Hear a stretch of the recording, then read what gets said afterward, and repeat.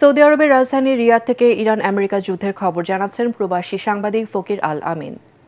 বাংলাদেশের সবচেয়ে বড় শ্রমবাজার সৌদি আরব। মরুর এই দেশটিতে প্রায় 40 লাখের মতো বাংলাদেশি বসবাস করছে। সম্প্রতি পুরো মধ্যপ্রাচ্য জুড়ে যে সহিংসতা শুরু হয়েছে তার প্রভাব পড়েনি সৌদি আরবের রাজধানী রিয়াদে।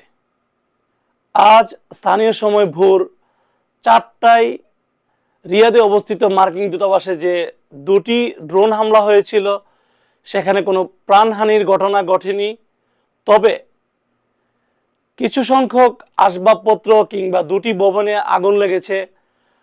সৌদি আরবের প্রতিরক্ষা মন্ত্রণালয় তাদের বরাত দিয়ে আমরা এতটুকু জানতে পেরেছি।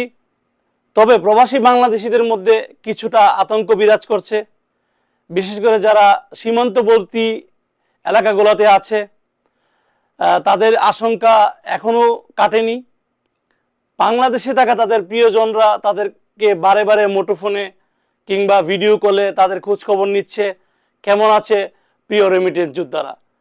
এই ছিল আমার কাছে আজকের সর্বশেষ আপডেট।